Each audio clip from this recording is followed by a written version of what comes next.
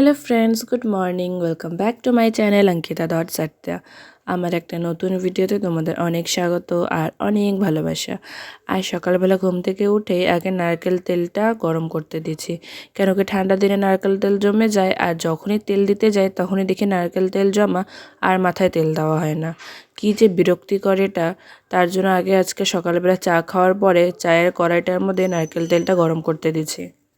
আর এদিকে আমাদের সকালে জল খাওয়ার একদম শেষ, তাই বাসনপত্রগুলোকে উঠিয়ে নিয়ে গিয়ে বেসিংয়ে রাখছি। এগুলোকে এখন মাজবো না, পরে মাজবো। এখন খালি একটু জল দিয়ে ভিজিয়ে রাখবো যেন কড়কড়া না লাগে। আমি এই ছোট্ট বালতিটাকে ডাস্টবিন বানিয়েছি। যত ধরনের সবজি চোচা প্লাস্টিক এই ছোটো বালতিটার মধ্যে উঠিয়ে রাখি, পরে নিয়ে গিয়ে ফেলে দিই। আর এখন বাসনগুলোকে আমি ভিজিয়ে রাখছি।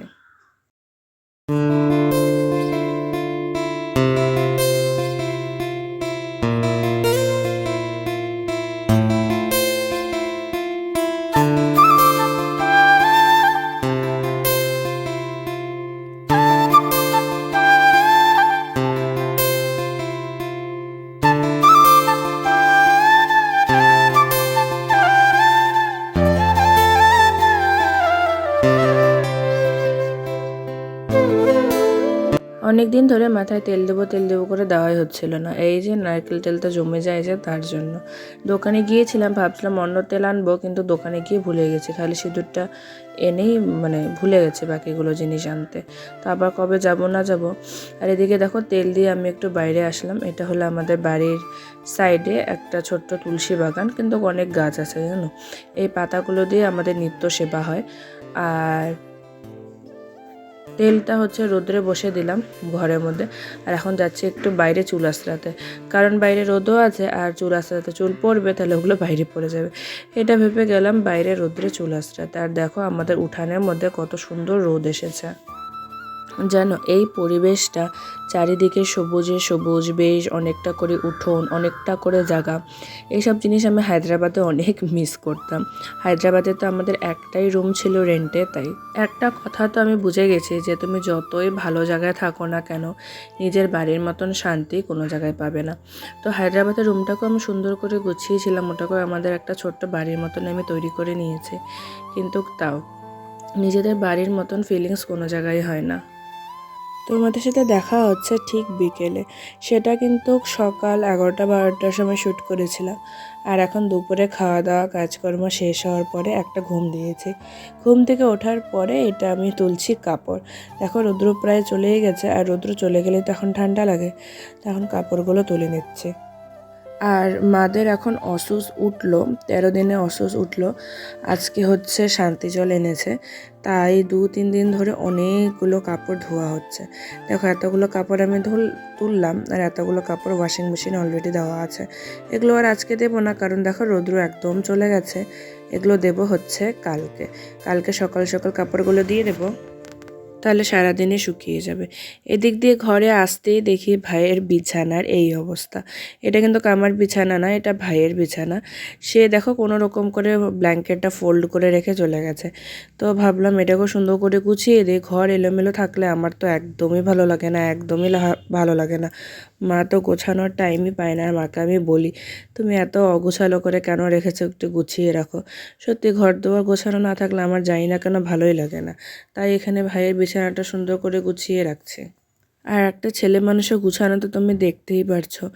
একদিকে ব্ল্যাঙ্কেট ফোল্ড করে রেখেছে, আর ব্ল্যাঙ্কেটের কাভারটাতে এমন করে রেখে দিয়েছে, একদিকে বালিশ, একদিকে মশারি। আমি প্রত্যেকদিন বিছানা ফোল্ড করি, আজকে যেহেতু ফোল্ড করি নাই, ভাই নিজে করেছে, তাই এই অবস্থা। তার জন্য একটু ভালো করে ফোল্ড করে দিচ্ছি।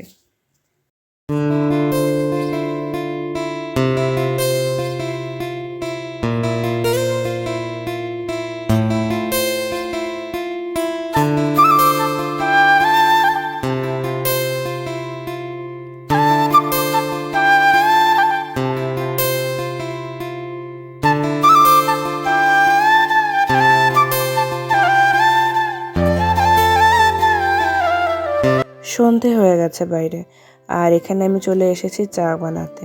ঠান্ডার দিনে গরম গরম দুধ চা। যাদের চা ভালো লাগে তাদের ঠান্ডা কি আর গরম কি, কিন্তু ঠান্ডার দিনে চাটা খেতে যেন একটু বেশি ভালো লাগে। এখানে আমি 3 কাপের মতো চা বানিয়ে নিচ্ছি। প্রথমে ভাবলাম যে কম হবে মনে হয়। তারপরে বানানোর পরে দেখি না 3 কাপের একটু বেশি হয়ে গেছে, এতগুলো চা লাগেইনি। তো যাই হোক, দুধের মধ্যে একটু জল মিশিয়ে দিলাম, কারণ আজকে একটু বেশি চা বানাবো। আমি, ভাই আর জেঠিমা এসেছে, জেঠিমাকেও দেবো। তো চলো এখানটা সুন্দর করে আমি চাটা বানিয়ে নিচ্ছি, আর একটু চেষ্টা করছি কড়া করে বানানোর, কেন কি আমার আজকাল কড়া চা খেতে অনেক বেশি ভালো লাগে। একটু আদা দিলে আরও ভালো হতো, কিন্তু আদাটা কই আমি আর খুঁজলাম না।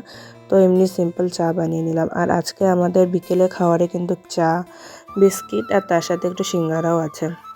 আমি তল্লিগুড়িতে আসার পর তল্লিগুড়ির সিঙ্গারা আজকে খেলাম, এতদিন খাইনি। আজকে ভাইকে বললাম তল্লিগুড়ির থেকে একটু সিঙ্গারা নিয়ে আয়। আর এই সিঙ্গারাটা আমার খুব বেশি ভালো লাগে। এগুলো তো তোমরা জানোই হায়দ্রাবাদে পাওয়া যায় না, পাওয়া গেলেও মানে সিঙ্গারা পাওয়া যায়, কিন্তু আমাদের এই বাঙালি টেস্টের সিঙ্গারা তো পাওয়াই যায় না। তো ওই যতদিন আমি হায়দ্রাবাদে ছিলাম ততদিন এগুলো একদমই খাওয়া হয়নি। তো বাড়িতে এসে একটা একটা করে খাওয়া হচ্ছে, মানে কোনো দিন সিঙ্গারা খাচ্ছি, তো কোনো দিন মোমো খাচ্ছি, তো কোনো দিন অন্য কিছু খাচ্ছি। আর এত ভালো লাগছে না। আমি ভেবেই এসেছিলাম হায়দ্রাবাদ থেকে যে যখন আসবো বাড়িতে তখন একদিন একদিন করে সবগুলো খাবো, কারণ আবার যখন চলে যাব আবার ওই সেম হয়ে যাবে। আমি এগুলো টেস্টে খেতে পারবো না। মানে ওখানে এগুলো পাওয়া যায়, কিন্তু টেস্টটা আলাদা হয়। আমাদের যে বাঙালি স্টাইলে যে টেস্টটা, সেটা একদমই পাওয়া যায় না। তো এখন তোমাদের সাথে দেখা হচ্ছে রাত্রেবেলা। রাত্রে আজকে মা গরম গরম ভাত বানালো, আর তার সাথে আমি বানালাম একটু বেগুন ভাজা। শীতের দিনে বেগুন ভাজা আর ভাত, আর কিচ্ছু লাগে না, আমার তো আর কিচ্ছু লাগে না। তো বেগুন ভাজা আর ভাত দিয়ে আজকে ডিনারটা কমপ্লিট করলাম। তোমরাও বলো তোমাদের ভিডিওটা কীরকম লাগলো, কোনো পার্ট ভালো লাগলে নিশ্চয়ই কমেন্টের মধ্যে জানিও।